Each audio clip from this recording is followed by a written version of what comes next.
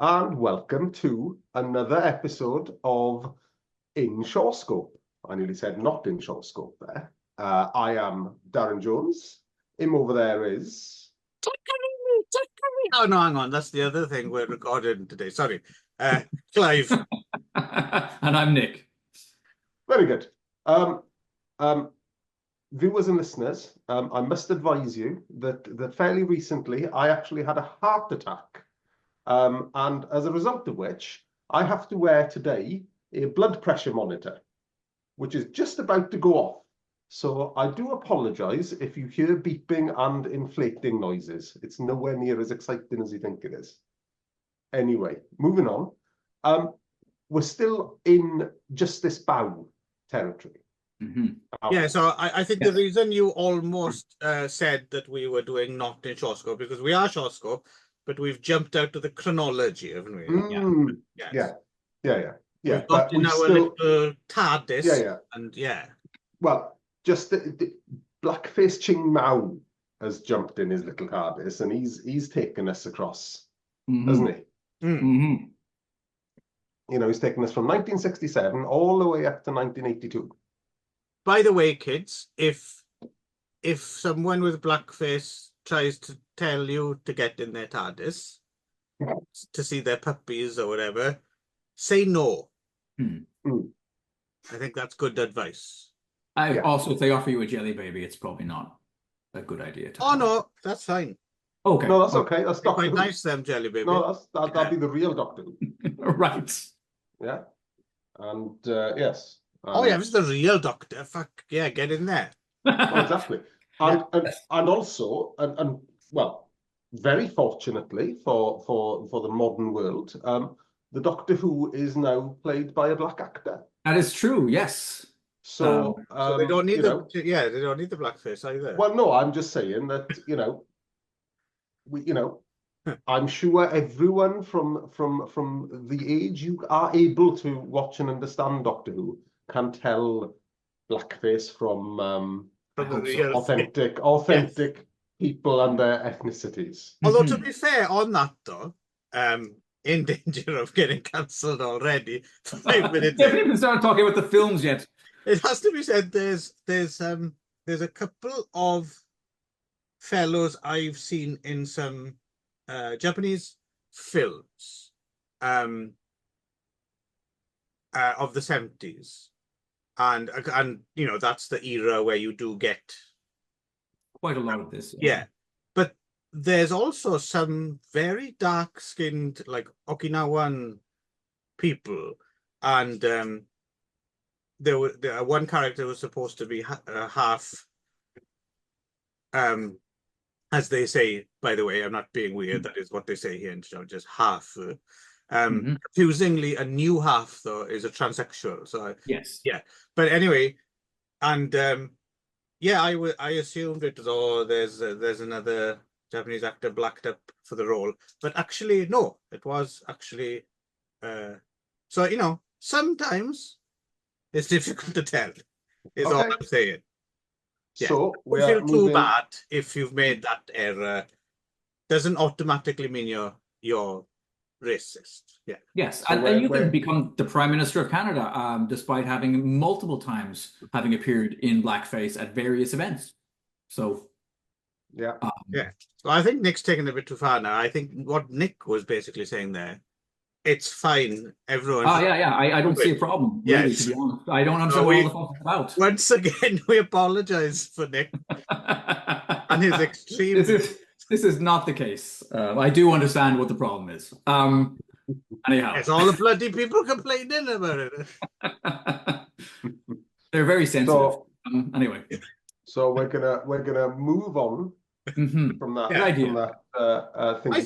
I think we dealt with that sensitively. I think it's all right. I think so. Yeah, I think that they're probably going to be we're probably going to feature in some sort of TED talk or possibly corporate training video. Yes. About how to handle an unexpected racial incident. Yes. Like Watch Nick caused. Watch how the pros do it. That's it. Yeah. That's it. So now we've got 3 films to talk about today. Going chronologically, we are going King Cat from 1987, which of course I didn't watch first, and which is why I have to flick back through my notes. And then we have got, well, toss up because I didn't look up the dates. Cat versus Rat. No, House from of 19... Traps first. Fuck's sake, of course it is. House of Traps, and then Cat versus Rat. Mm-hmm. Yeah, it's interesting. We kind of get progressively further away from the template in a way, don't we? Like each one is. Yeah. So it's interesting. Yeah, the pitfalls of trusting Wikipedia once again, right? So the three are linked. It's not arbitrary, but it's not exactly the three slam dunk adaptations of the same source material I was expecting. They kind of abstract. But they're all absolutely related and feature the same characters. Yes, yeah. Yeah, although the last, when we get the last one is, yeah, it's probably out on a limb whether it really. Yeah. But we watched it, so yeah. Yeah. And the director is in the first film that we're discussing anyway, and probably choreographed it. Right. Yeah, which is good. Which is so these are all based on the 7 Heroes and 5 Gallants. Yeah. So this is the thing. Yeah. So that's So to reiterate, we did talk about it a little bit. I think specifically when we were talking about Inside the Forbidden City, right? So basically, what's his name? Shi Yu-kun, right? Shi Yu-kun was a like a 19th century storyteller who told these stories based in 11th century Song dynasty of the Justice Bao, who's kind of like there's a touch of the Sherlock Holmes, I suppose you could say, in there. Yeah, he's basically like a magistrate stroke investigator. Yeah, it's as if Judge Judy and Arthur Conan Doyle had a baby. With a bit of King Solomon maybe in there as well. Yeah. Because he had a variety of guillotines for cutting babies in half. Yes. Yeah. And then go ahead. He just did that on the side though. Yes. Right. So they found them. These stories eventually found their way to print as well. And there's a series of but the one that seems to have been this was actually quite, when you start looking into it, this topic is a lot more vast and complicated than I originally gave it credit for, and we don't really doing it justice. But basically, seems to be the most popular of the novels is this one, the 7. What's it called again? 7. I can't read my. 7 Heroes and 5 Gallants. Yes. Right, and I'm still not entirely sure which is which. Even so Zhang Zhao is the Southern hero who appears in all 3 of these, right? And then the 5 Gallants are the rats, and the 5th rat by Yu Tang is the one who kind of a sleek rat or brocaded rat, as he's referred to. I like brocaded rat because I imagine a little rat in a nice waistcoat. Yes. Well, you'll be pleased, Darren. We've got a brocaded rat film coming up in one of our next selections, I think. Oh no, I haven't thrown it in there, but I could, because it turns out recently as well, with all these like countless straight to internet, low budget, CGI heavy mainland Chinese films that they're making, there's a whole brace of things that I'm guessing, because the titles, they're all like Brocade Rat versus Mouse Gallant. There's at least half a dozen of them, like within the last year or something. And you only have to put in Justice Bao into YouTube, and you just get pages of series, usually TV series. And there's a lot of Justice Bao TV series, and there are lots of films. But as we mentioned, unless you So, for instance, two of the films under review today. Well, actually, one of them isn't at all, but one of them is proper Justice Bow origin story in the form of House of Traps, right? In fact, you could argue it's probably in some ways canonical. But if I didn't know, I never ever would have guessed that was a Justice Bow film. Because it's not even called Justice Bow, at least not in the subtitles, right? Or the dub. No, I think he is. Is he? It's yeah, but it's spelled a different way. So I think it's Piao, like Jason Piao. So I think it's Piao with a P rather than a B. Okay. I think. Yeah. So it's clear in House of Traps. We're leaping ahead, but it's clear to me in House of Traps that Justice Bao has given Sun Chung the job of being a magistrate. Yeah, infiltrating. Yeah. But anyway. Oh, is it Justice Bao gives it? I thought Sun Chin was the Justice Bao character. No. So Sun Chung is the magistrate, but you see earlier on in the film, you see Justice Bao from behind. Yeah, it's very Dr. Claw. That's this version of Justice Bao. That's it. Okay, because I assumed it was Sun Chen because the reason I assumed that as well, because in the 7 Heroes and 5 Gallants, isn't it it's the story that makes Justice Bao, right? It's almost like it's when Justice Bao becomes Justice Bao. It's like the first case. I thought it was the Sun Chen character. No. Sorry, Sun Chen. Sorry, not Sun Chung. But it's clear as well that, to me anyway, that the gardeners are also the mice.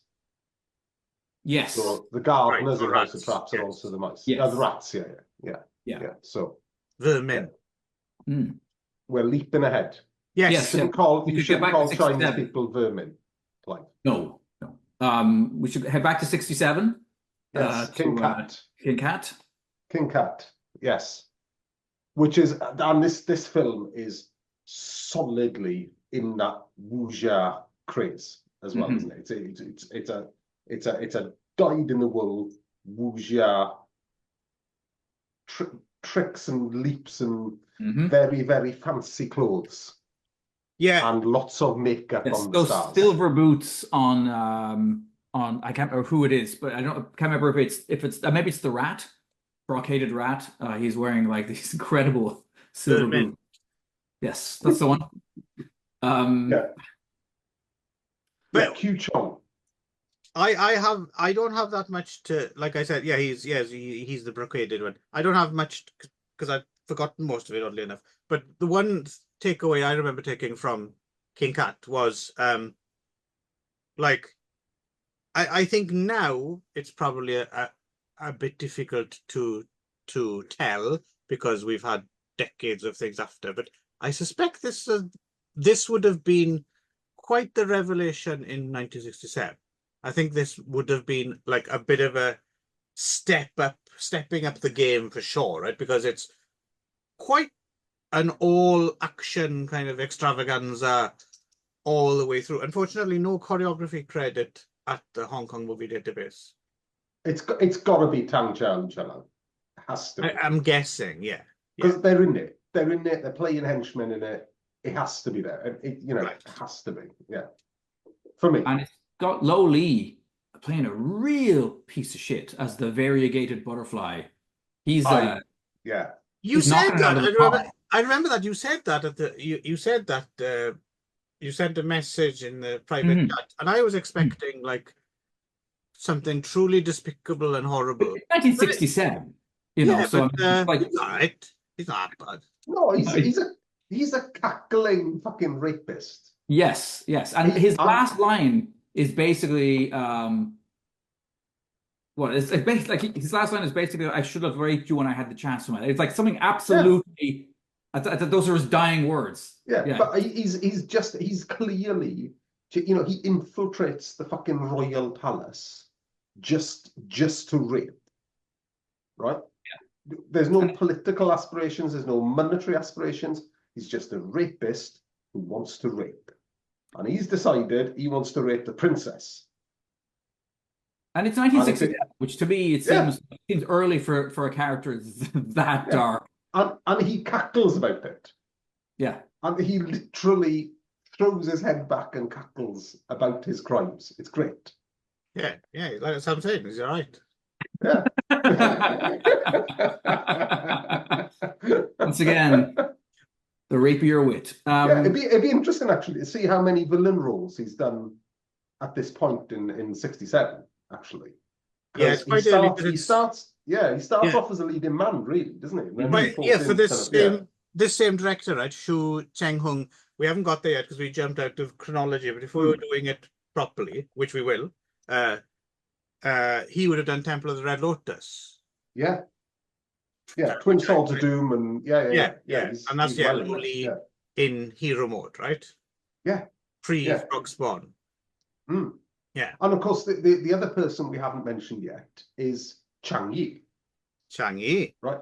Who, it doesn't matter how many wuxia films I see with Chang Yi in, I always forget he's in wuxia films. Because Chang Yi in my head is always either in a basher or I'm thinking about something in the late 70s, early 80s, like The Victim or Web of Death or something, you know. But you're not thinking Spider-Man, which apparently he has the ability to just walk up walls in this. It's Adam West. Yeah, that's what I was thinking of. Was the Batman? Batman. I was expecting someone to open a window. Observe my notes. Where my notes say Batman. There you go. Batman. Well, that's also when your granddad gets angry.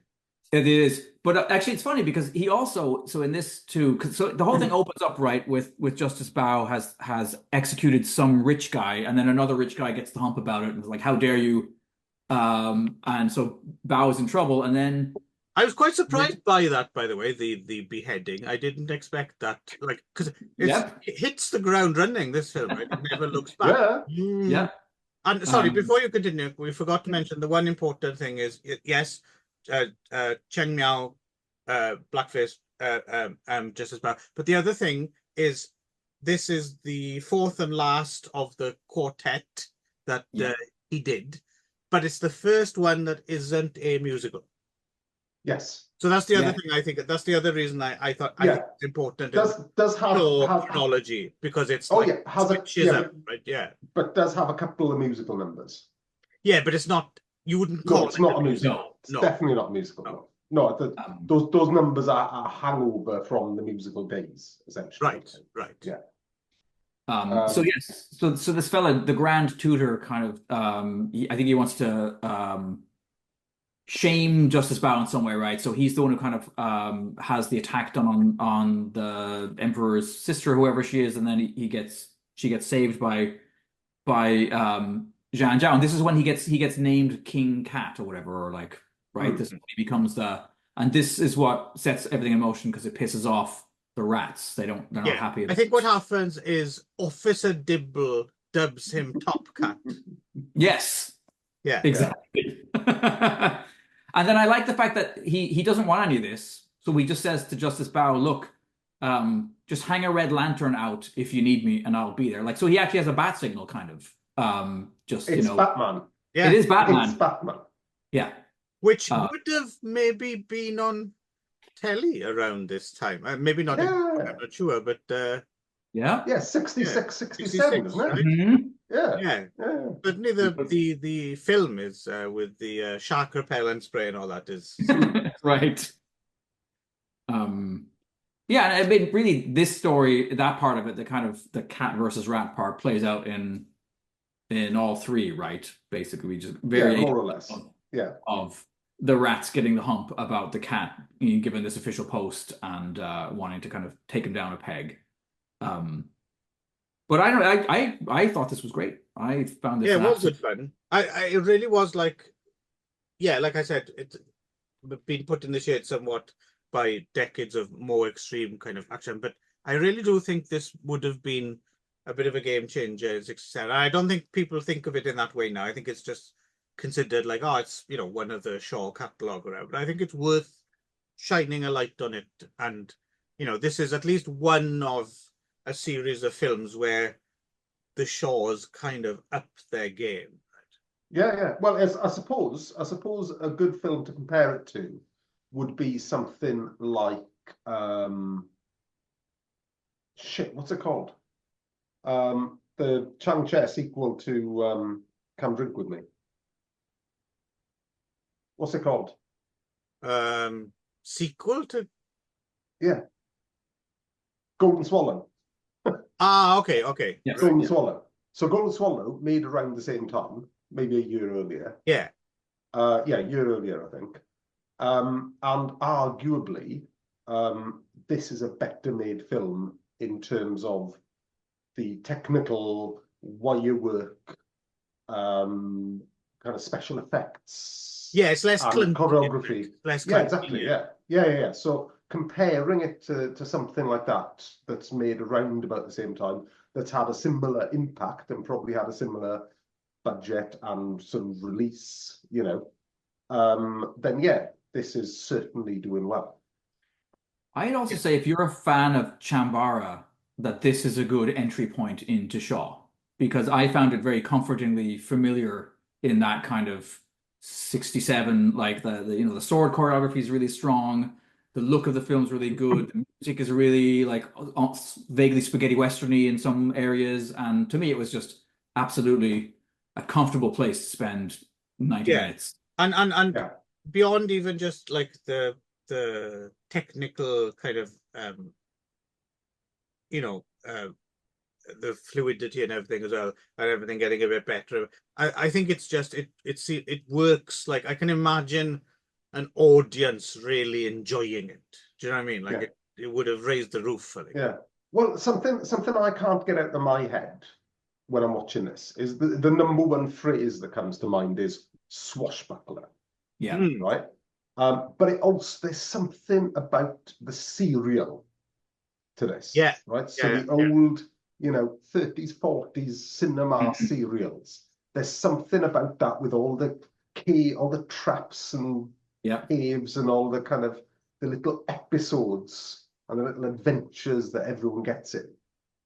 You know? I wonder if these played in because a territory that was famous for being highly influenced by serials. I wonder if this played in Turkey. I'm wondering how much of a mark it made on the Turkish kind of film industry. Yeah. They like, yeah. You can imagine this. Yeah. And the other thing I wanted to mention about this one is Pat Ting Hung. Ah, yes. Fucking, I am developing a thing for Pat Ting Hung. Yeah. Because you'll be lollying her any day. Actually, that I mean, might be a bit far because he literally fucking roofies people as well. Yes, he does. He fucking gusses people so he can rape them. Mm-hmm. Yeah, he's an impressive piece of shit. But yeah, the women are great. I mean, there's a great scene where the two of them fight together to kind of, I can't remember why. I think they're trying to stop the brocaded rat from going off and stirring up trouble. So there's quite a great scene of the two of them kind of fighting with him. Yeah. And she's the one that brings the fucking villain down. Yes. Spoilers, but she's the one that stabs little Lee and kills him. So am I right in thinking then that basically the last 10 minutes of this film, somebody had the idea of what if we expanded that to feature length, and that's what House of Traps basically is? Yes, most definitely. Okay. Yeah. Okay.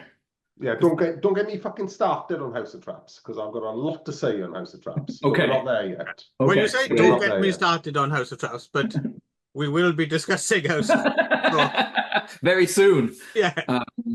But it's funny, when I was reading reviews of this, there was people don't fucking mention them Shaw Brothers films. Fucking Venoms. Fucking Venom. Fucking Chang Che. Bastard. Carry on.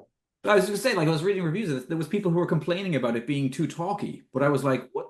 No, this is wall-to-wall action. That's my thought, yeah. You must, like, just hate talk. If you know, like, you just insist on maybe they're silent cinema fans or something. Yeah. But no, I mean, for me, this has got everything. This has got everything you want from Wu Jia, right? It's got fucking Lo Li in it, right? Being a baddie. It's got Chang Yi being all heroic. It's got Pat Ting Hung also being all heroic. And it's got secret passages, explosions. It's got flying darts. It's got intrigue. Yep. It's got everything. It's got underwater scenes. Yeah. All kinds of No, it's and it's got Wei Ping Ao being a little bit heroic. Yeah, not something you see every day. That's not something you see every day. And there's a load of people in this as well. Have we all noticed that Cliff Lock is in this? Yeah. In a tiny little role. And Fang Mei Sheng is in it. And Lu Chia Lang is in it. Lau Ka Wing is in it. Tang Chia's in it. Yeah, well, this period is a treasure trove of people. And Wu Ma's in it with a nice scabby head. Right. Yeah. But I enjoyed that. I enjoyed looking at those people. But yeah, I mean, for me, this is highly recommended, solid good fun. swashbuckler. Yeah.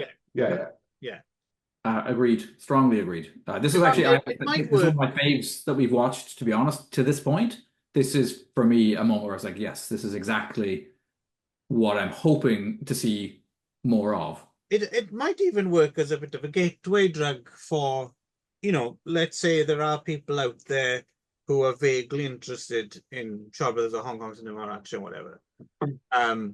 But, like Douglas Fairbanks or something like that. Like, this is probably a good one to get you across the bridge then, isn't it? Because it's very much in that kind of terror. Yeah, well, I think this can bridge a lot of gaps. So you can be into world cinema and have just seen Come Drink With Me or something by King Hu, right? Or something else by King Hu.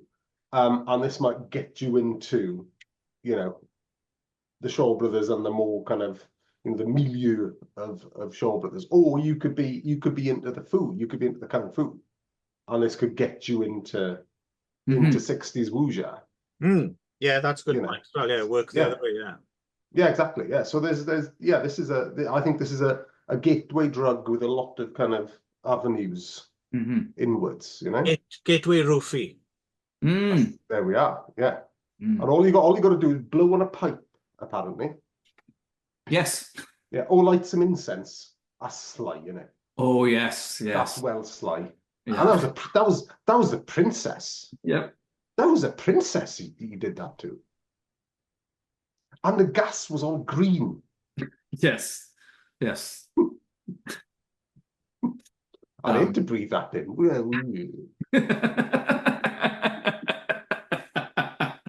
Well, yeah, especially since you know what's going to happen to you afterwards. Well, yeah. Although I haven't said that though. Look, back in the 60s, it was not. Yes, pre-Frog Spawn or whatever the story you guys came up with. You wouldn't be waking up and thinking you're in Hell Comes to Frog Town, right? Well, I'm only speaking personally. It's only a personal view. What I would do in that situation, I would not advocate this for any other people. Right. All right. So are we moving along to? Is the House of Traps next? Yep. Oh, it is. 81. There we go. So yeah, there is a direct. There's some real connective tissue here. I think. Well, it's good you brought that up, Nick, actually, because I think there's a lot more to it. Because I think in 81, people would still have had a memory of King Cutler. Like I said, it might just be another entry in the Shaw Library now, but I suspect it might have been a film people remembered and made an impact. So yeah, I think you absolutely are right. You think about, so what are we in 2024, right? Yeah, if someone made, well, they do make them, right? They do make sequels to films from like about 2010, right? You do get the late sequel or follow-up or something like that, and it's within memory that you can still cash in on the impact. And back in those days, things even had a longer shelf life than they do now, right? So it wouldn't have seemed like a massive age since King Cat and House Trust, just 14 years. But we would have been through an epoch in terms of, choreography and stuff like that. But yeah, I think you're right. I think there's definitely something. It's not just, oh, yeah, it's an interesting. I think it might actually be a genuine, at some point someone said, do you remember that King Cat? Remember that bit to the end? Why don't we do that? And then someone said, that's a fucking good idea, Mr. Changche, Mr. Aikwang. Let's do it. Says Mona Fong. It's a bit also like how the Road Warrior and Fury Road, where George Miller just decides to expand the chase scene from the Road Warrior to feature length, and it works. And I think, this. Thank God he didn't extend beyond Thunderdome. Yeah, yes, just the scenes with Tina Turner. Right. Yeah. I would watch that though. I might watch that. I would have a go at that. Just for novelty, And you can't do it anymore because she died. Yes. So what the AI is for, no? I was gonna say, yeah, they can actually. Sadly, they brought back. Do a Princess Leia on her. Mm-hmm. Right. So Cat Rooster, what the fuck? House of Traps. House of Traps, legendary film, right? So I want to jump in. Apologies, Nick, for please jumping in before you. But I want to tell you about the legend of House of Traps as it existed, probably only in my brain. Okay. Right? Back in the 90s, right? When I first started watching Shaw Brothers and particularly martial arts films. And there was the Venoms. And there's the Five Deadly Venoms and there's Crippled Avengers. To this day, one of my favourite films of all time. And I wanted to see everything with the Venoms in. But House of Traps was really hard to get. And you could only get it in a really, really, really, really bad quality copy. That blood pressure monitor's doing overtime here. He's getting it. It is. Oh yeah. It's like it's exploded. It's just blown up. It's just yeah. And yeah, I remember getting House of Traps home, hardly able to see the picture, and being a bit disappointed. Yeah, I remember. I remember you getting excited about getting it. And oddly enough, I also had a very similar, because we'd built it up so much, right? Because everything about it, obviously, it's another Venom's film, right? But obviously, also, the further on they went, they kind of got increasingly more berserk. And you're in the early 80s. And, just that title, House of Traps. Yeah, like what's this coming. is going to be the best film ever made. Yeah, it's the Venoms. It's got fucking a house with loads of traps in, and it's going to be really gory. And I heard it was really gory. Yes. And for the first 5-10 minutes when they introduce it, you're still in. You're like, as a very good foot lopping. Yes. As a very good and stairs with razor blades and spikes. Yeah. Speaking of serials, the whole closing wall of the spikes thing. Yeah. And yes, and then I had a similar thing with you. I was like quite let down and just it did not. Now I'm wondering if for you, have you come back to it since then? Because I hadn't until this viewing. You hadn't either. Okay. No, so this is the first time I've seen it since the 90s. And so I'm guessing we're kind of maybe on the same page here, that approaching it not expecting a masterpiece. It's actually a really good, fun film with lots of trap action. I thought it didn't. I wasn't let down because I wasn't expecting great. No. but I got quite a fun film. But I disagree with you. Ah, okay. I did not have fun with it. Ah, Over to Nick, and then we'll circle back around.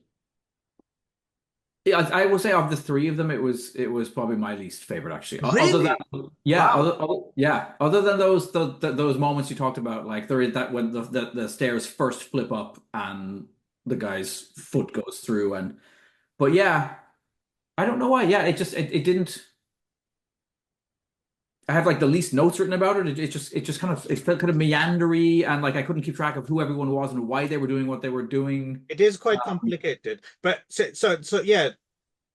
So that's the thing as well, is I was saying earlier how each one of these films abstracts slightly from the source. So yeah, this one, I think if you'd have watched this without knowing it was a 705-gallon story, it would probably, I would have flown over my head.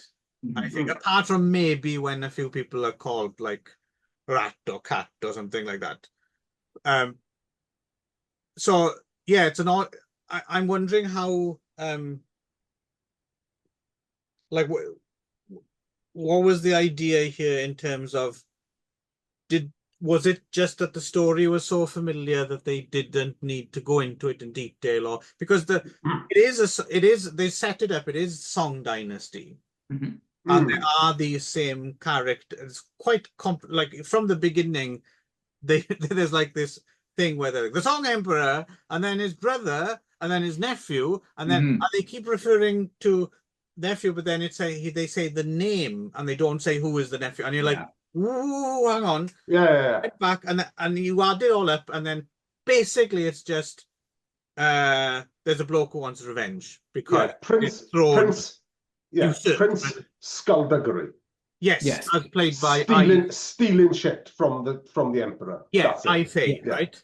Fei wants revenge, so there is a plan to have a revolt as well, right? There is a plan for a revolt, and so there's a list of names of people who are down with revolting against the Emperor, and that does become a major plot. He's away all these treasures stolen from the palace, and there's like a list of people who have committed to the cause of usurping it's kept in like a gilded cage that comes out of the roof, which is at the top level of the House of Traps. Yeah, and I think the reason I got on with it was I remembered that there was not that much trap action, like it was sparingly used, I think, and I like to think that would have been akin to seeing it when it was new, when there wasn't we hadn't built it up to legendary status. So I think my reaction was probably as close to as a first film in the theaters for the first time, so I had no expectations, and I knew there wouldn't be too much trap action. So for me, I really enjoyed it, certainly much more than our next film. But no, it's yeah. So did they deliberately kind of avoid going over the same territory for audiences who already knew, or is it a slightly adjacent kind of, I don't know, I couldn't quite figure out if it's canon Justice Bower. Well, and like you were both saying, he's there, but he's it doesn't sound like canon.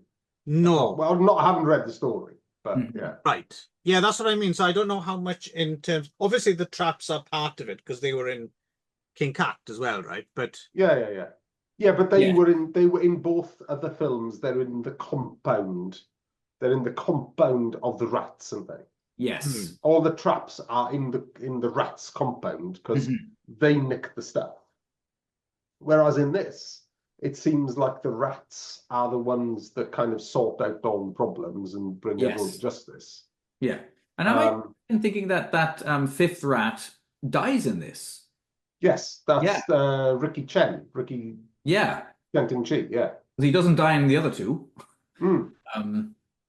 Well, it got very confusing because they weren't really delineated that far as rats and not rats and right. Yeah. So we should mention as well that the Sun Chen magistrate as well sends in Philip Kwok as kind of his undercover. What was amusing to me, I think, it was about halfway through where they've sent in this one guy, and then at a certain point, everyone realizes, oh, hang on, you're all fucking undercover agents. Right. There's about half a dozen of them in there. Yeah.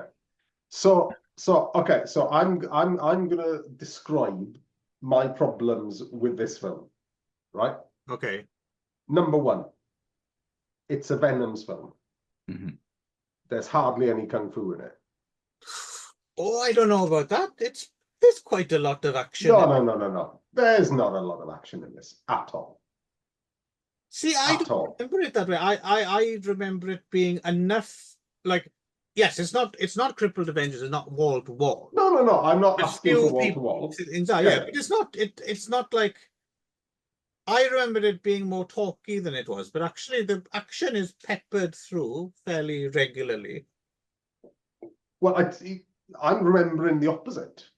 So I'm remembering that it being far too talky and far too intriguey, you know. But that's also a bit of a problem, depending on your point of view, actually with the original 5 Venoms, right? So it is. Yeah, absolutely. Yeah. Kind of part of the. Have we actually done? I can't remember. Have we done 5 Venoms? No, we've never reviewed 5 Venoms on anything. Didn't even do it on Nachafuz. No. Oh, so we're doing this ass back, and you haven't seen it, Nick. I have, yes. I went through a chunk or a year or two back before we started all of this, where I did watch a brace of those kind of. Right. So we all know what we're talking about. So yeah. So the thing is, I'm wondering if the problem is more because Crippled Avengers is your go-to. So I'm wondering if it's more to do with what you expect from a Venom film, because the original Venom is very much a talky. I agree. Yeah. No. I'm with you. However, 5 Deadly Venoms has a hell of a lot more action than this, and a hell of a lot more interesting stuff than this. You know, like there's the torture, there's guessing who are the Venoms, because you don't really know yourself, and it's a whodunit, and that can annoy you. But you know, there's the training scenes are all rad. But Darren, what they don't have in 5 Deadly Venoms is a hilarious turtle. Because there's a hilarious turtle in this film, if you remember. Oh, that's right. Someone takes a turtle out, and everyone goes, ha, ha, ha, ha, that's brilliant. That's hilarious. Still not quite sure why. And I'll tell you what else annoyed me about this film. Right. Is I don't understand what these bonnet things are. Right? Because Philip Kwok and Lu Feng both wear different sorts of things around their heads. The costumes are wonderful in this film, and there's all those. You've got those things with the cut downs. Oh yeah. Chang Che should never have been let anywhere near a fucking costume department ever. I disagree. I think they should have given him the keys to the wardrobe. It's all very homoerotic and yes. Is there a woman in this film? Is there a single female character? Better bloody not be. I don't think there is. No, I don't think there is. Boys, good time. No, there's no woman. That's a good point. Yeah, there isn't. Yeah. But yeah, but it's for me. There's just a huge swathe, probably an hour's worth of film across the middle, where it's a dick measuring contest between Lu Feng and Philip Kwok, usually, which is fine usually. But it's just fucking skullduggery all over the fucking place. Acted out by kung fu stars who people have paid their fucking money to see do kung fu, right? And if they're not doing kung fu, I want to see fucking traps. And this gave nowhere near enough of that for me. I'm not seeing the lack of. For me, it was just about enough to, get through. And I think as well, it's a matter maybe of switching your brain to camp mode. I think if you're in camp mode, it's a lot more fun. Well, right? I'm I'm completely okay with camp because the two other films we're reviewing are also high camp in different ways, and I enjoyed Cat versus Rat a hell of a lot more than that I did this, frankly. And I didn't particularly, I don't think that's a particularly good film, and I'm never going to watch that again. But House of Traps for me is still a letdown, even after all these years. Interesting. For different reasons. Did you? It seems like you're somewhere between the two of us there, Nick. For your first viewing, you preferred it than Darren, but didn't enjoy it as much as me. Yes. Yeah, I would say right. It was still, of the three of them, it was the one that. Also, sorry, isn't that James Bernard's Dracula score that we hear every now and again? I wondered that too. Yes. Yeah. Someone bought that on vinyl. It does have the end. It does have an ending that comes right out of a George A. Romero film. That impressed me. That one guy who swallows the list and then physically gets torn apart as they try. Yeah, that was good. Yeah. There's also quite an amusing bit with a bed of nails. Oh, and a live chicken, maybe, right? Is this the one that somebody drops? And quite a variety of weapons going on as well. There's a lot of weapons in this film, but only like, on screen briefly.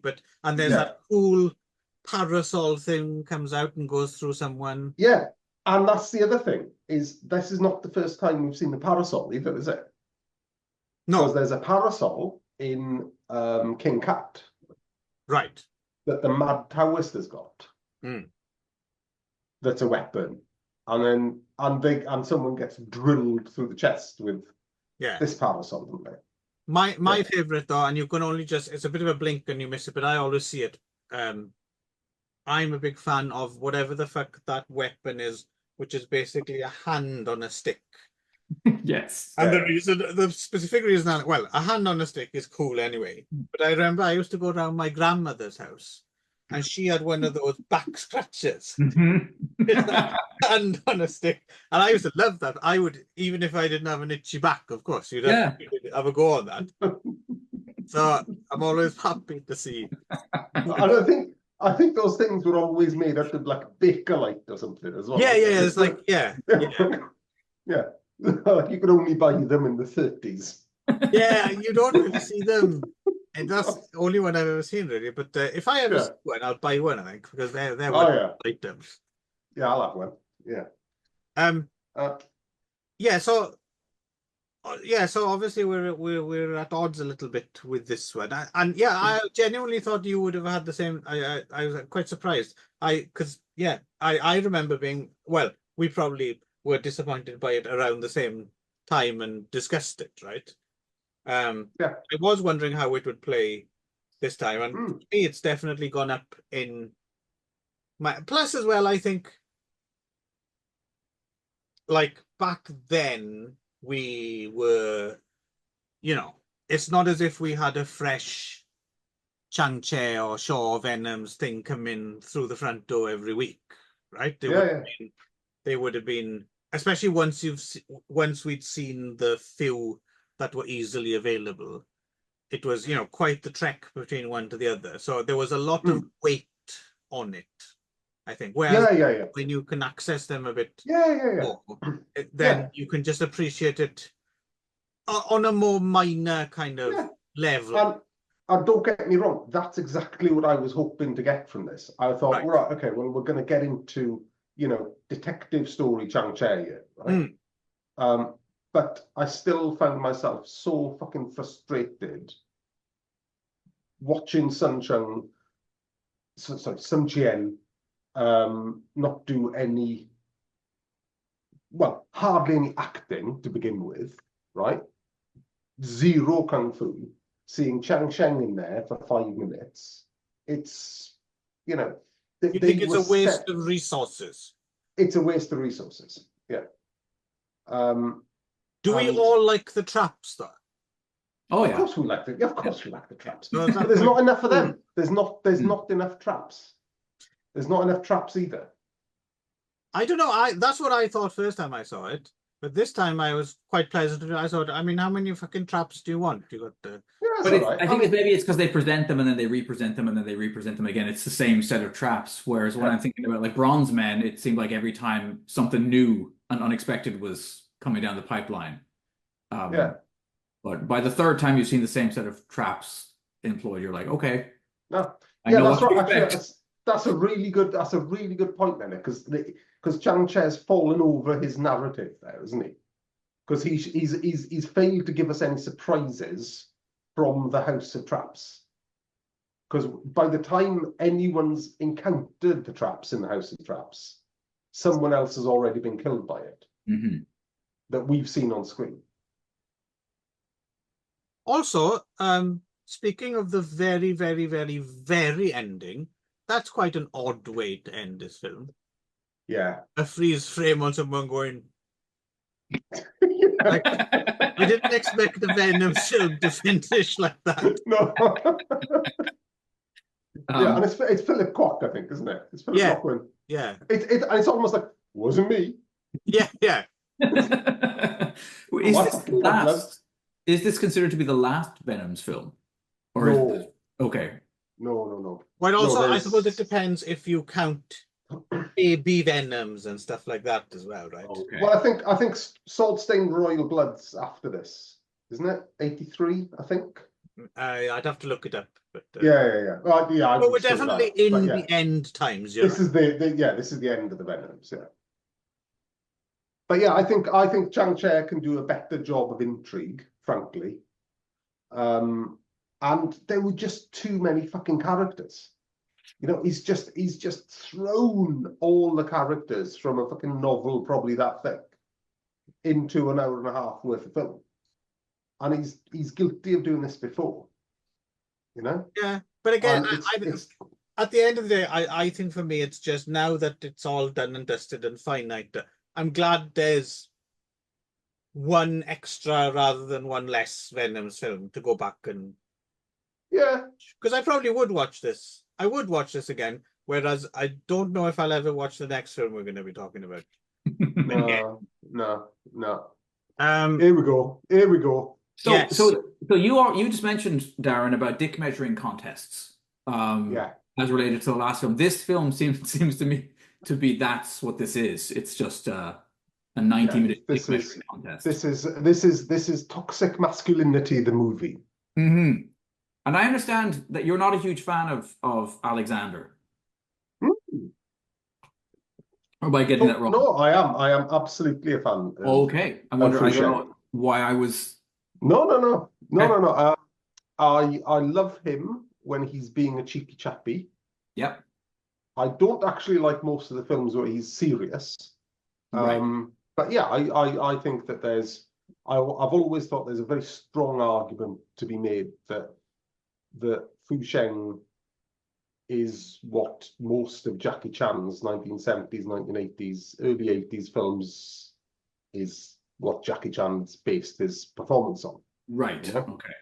Okay. Measuring contest, the movie sounds a lot more fun than what we watched. Yeah, and you know what? I do normally like him as well. So I stand corrected. You do like him because I do as well. But I have to say here, a little goes a long way, and this is way too much. I think Fu Sheng's the least of your problems in this film. I find his arsing around to be quite tiresome in this. But so this is 82. Yeah. Cat versus Rat, Lucha Lang, Lau Galang, another Iquan script, of course. And so this is the one that's the most abstracted from the story, I think. So this is dealing more in like archetypes, I suppose would be the word, right? So if you're being kind, so you've got cats versus rats, but they're very much like symbolic of this is not really an adaptation of any of the there's no Justice Bar, right? Is there? No, not that I. And they have and the cats and the rats have the same like sifu. or Shifu, Yeah. however you say the word, right, in this one. Which is Yeah, weird. I'm trying to think what a good analogy. Like, it's not like Rosencrantz and Guildenstern are dead's relation to Hamlet. Yes. That's Yeah. even that's too close. Right. Like, I'm trying to think if there's another example. But it's like a spin-off of a. It's just that cats and rats, and it's pretty much got almost nothing to do with it, actually. Well, no, I'll disagree with you. Not that I'm particularly keen on this film myself, but I disagree with you in that the only thing this film is missing is just this band. So the themes. I'm surprised there isn't a Justice Bow character, like a I agree. But the themes of the film, right? The themes of the story are actually intact, right? Theft of Jade Horse. Yep. Right? Or in this case, Jade Seal, right? Theft of Jade Horse, rivalry between two martial arts masters. Yeah. Quest to go and find stolen stuff and solve crime with various traps, machinations, and ground rat, sky rat, water rat, mountain rat. And in fact, this does a better job of establishing them and how they're different from each other than any of the other versions we watched. But I think it's also it's almost a meta film as well, right? About these competing martial arts schools, if you think they're also, I suppose, even though it doesn't come out and say, because it doesn't need to say it for a local audience, but they're also they're kind of competing theatrical troupes as well, right? So the way they're playing out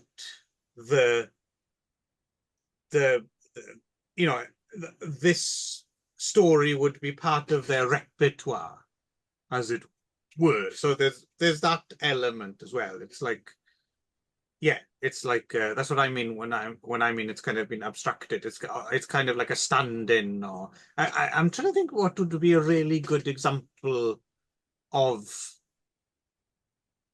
I feel as if there's something like a film where they're doing a play. Sometimes like within the film they're doing a play, and then the events of the play mirror the framing. That kind of thing. Yeah. Except in a very irritating fashion. Yeah. Because this is the thing. This is the thing. That this is the elephant in the room, right? In the kung fu film community, right? Lu Xiaolang, Lau Ka-leung can't do comedy, right? Lu Xiaolang's comedies are shit, right? My Young Auntie is good because there's a lot of kung fu in it and only a bit of comedy, right? Lady is the Boss is a lot less good because there's a lot because he's moved the comedy up the scale, right? Dirty Ho, well, that's forever going to be my hill. Not much comedy in that. There's loads of comedy in Dirty Ho. The whole thing is a comedy. That's my problem with it until the end. Yeah, I might be remembering wrong. For some reason, I don't think. No, but in my view, so if you look at Executioners from Shaolin, or you look at Legendary Weapons of China, which actually is a rare instance of Lu Xiaolang getting the comedy action balance right, but it's generally an action film with a small amount of comedy in it. All of Lu Xiaolang's greatest films are straight action films. No one is talking about how much you piss yourself laughing at Lu Xiaolang's right. Another good balance one comedy stylings. Return to the 36th Chamber as well, I would say, is quite a well balanced one in terms of comedy and action, right? Personally, I find it a little bit too comedy heavy, but yes, I get you.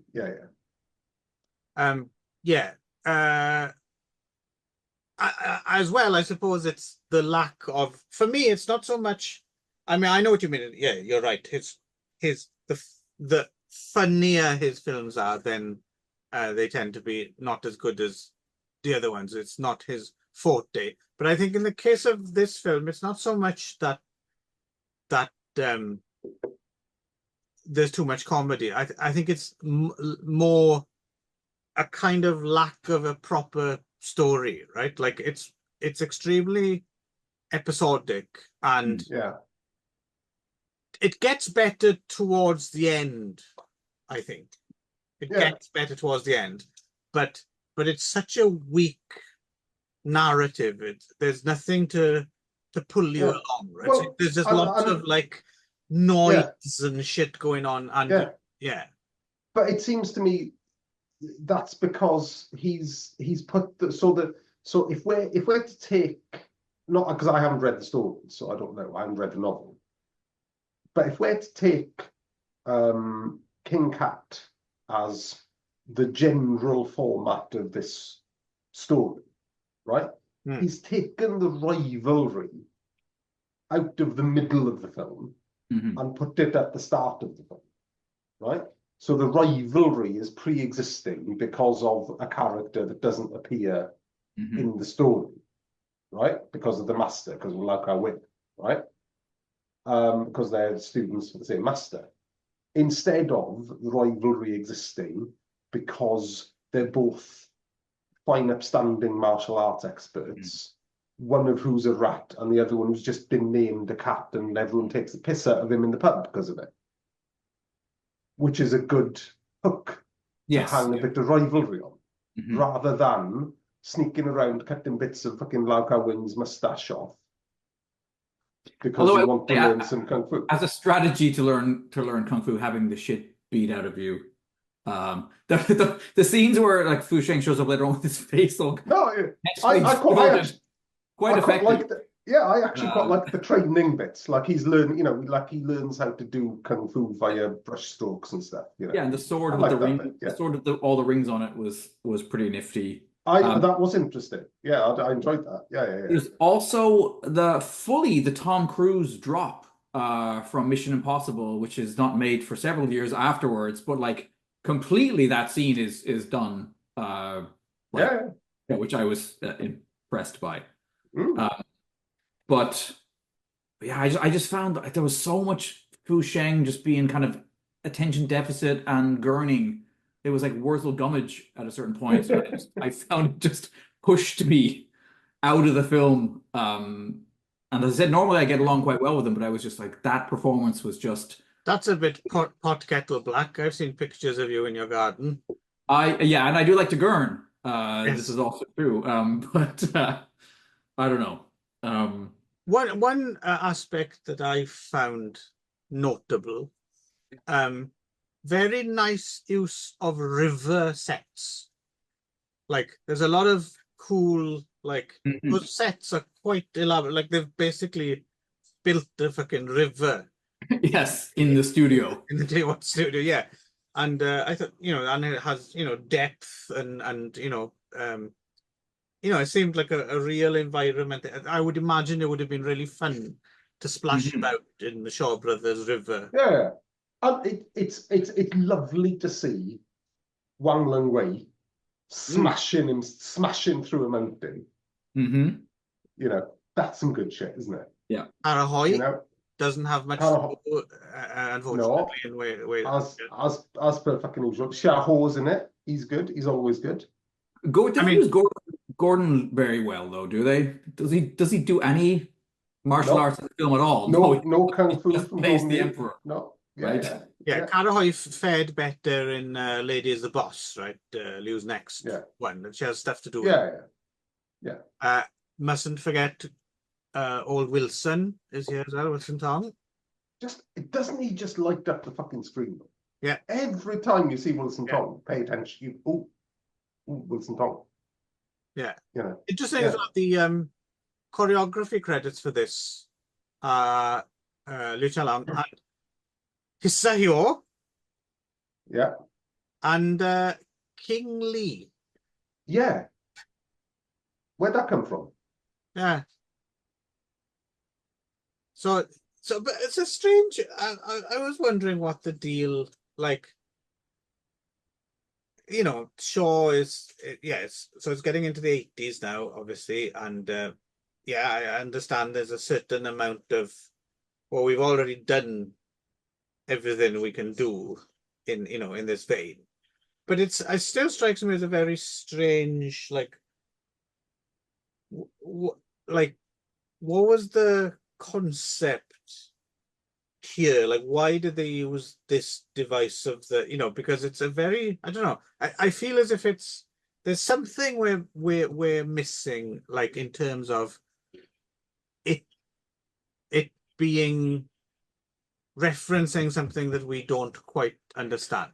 Like, I think there's an extra element here of like something to do maybe with street theater, or I feel as if you'd have seen something on the streets that you'd have more of a connection to those scenes, and it would make more sense. Whereas it's just a cacophony for us of people showing off, isn't it?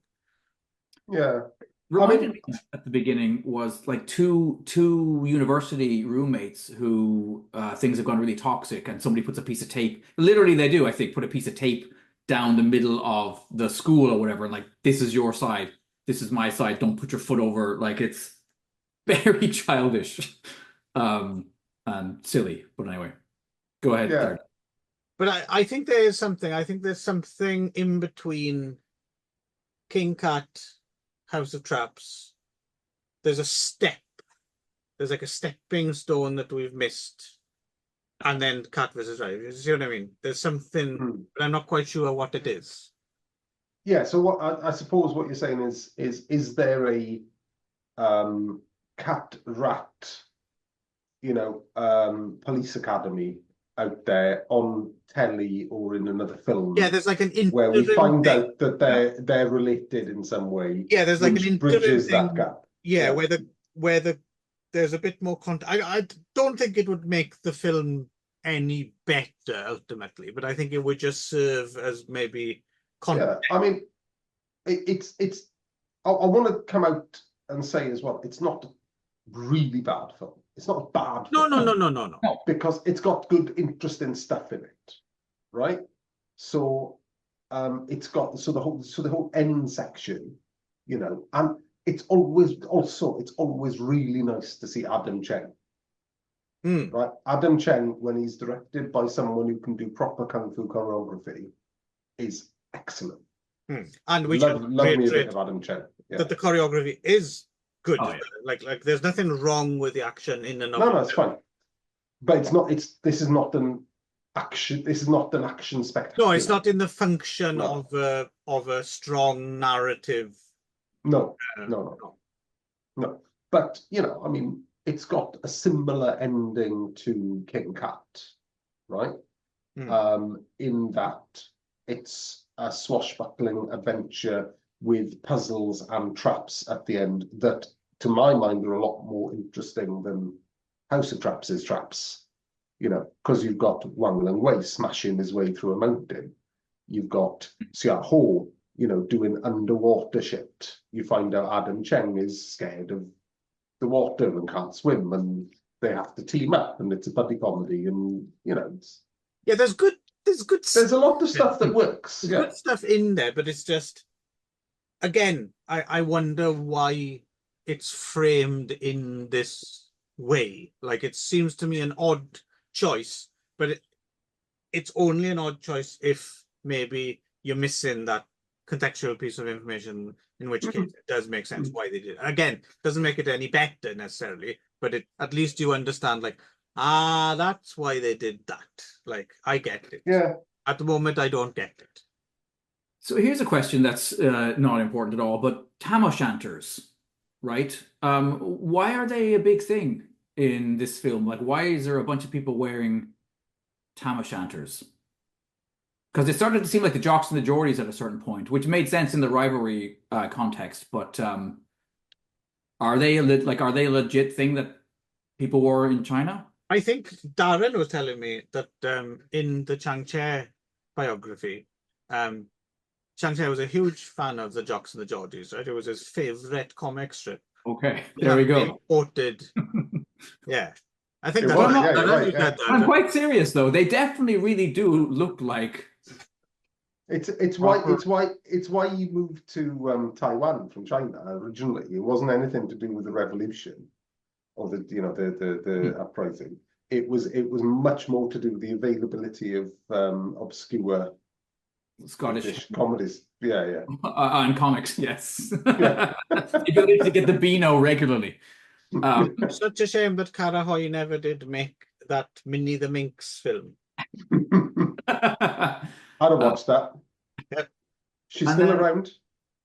Funny, when I was reading about the film, I was clicking on the cast, and I was reading about Lydia Shum, who I didn't realize, and now as a dual nationality Canadian, I am legally required to point out whenever anyone else is Canadian in anything, right? So, did you know that Lydia Shum had Canadian nationality? That she's buried in Burnaby, British Columbia.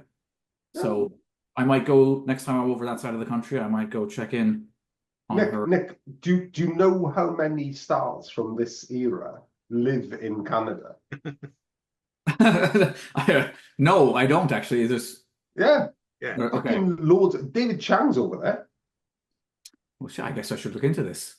All the way Look up into to David all the Chang. way up to Yeah. pre-handover, right? There was people emigrating to Canada. Yeah.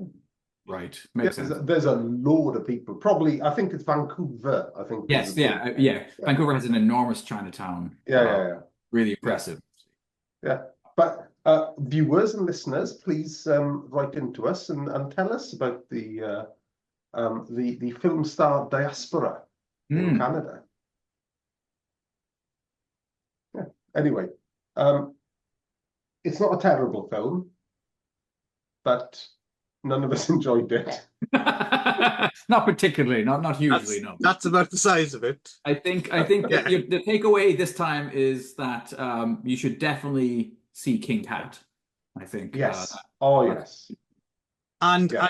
I suppose silver lining, even though it's not one of those films where like you want to climb into the screen because of the quality of the film, like Fearless Vampire Killers or Swamp of the Lost Ravens. Yes. But I would like to go to the Shaw River set and just splash about and paddle around in that, over a walk. Honestly, I could probably spend all day there just wandering, fishing. Yeah, fishing. Maybe now and again shouting, "I am Crive of whatever island," like Lolita's film. Can I smash my way out to the mountain like Wang Long Wei? You're quite welcome.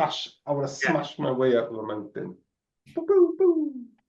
So there, you've hit the nail on the head, actually, Darren. That's kind of a bit what this film is like. You know, like when you watch a film and then you copy it in the front garden or whatever. Like when you're a kid. It's a bit like that, isn't it? Seeing people do that. Right. Okay. Yeah. It's all right. Yeah. Let us bugger off. Yeah. And we shall return not in ShawScope with some more cats and some more rats. Very good. And then we shall return to 1965, I think, when we get back to Shaw. Yeah, we're edging up towards 66 now. We're not too many 65s left. Yeah, if I recall. Getting into an interesting period. Yeah. But then, wait, before too long, we'll be having spy films. Yeah, but of course we'll self-sabotage and watch a whole bunch of P. Ramlee films or something. Yes. Oh yeah. Yeah. We won't coincide it with the recent. I can't remember who's released them, Vinegar Syndrome or something. The triple bill of 60s Shaw spy films that's just come out. Oh. Yeah. That sounds. No, that would be too easy. Yeah. No. It's gonna be solid Ramlee, Pontianaks. Yeah, we'll probably do an Indonesian version. We'll probably do an Indonesian not in ShawScope. We're going the scenic family said route. something. We're going the Yeah. scenic route. Yeah. Yeah, we'll get to spy films in about 2027. We're not just going to Llyn Fan Bach. We're going all the way up to Llyn Fan Fawr as well. That's the one. That's the one. There we are.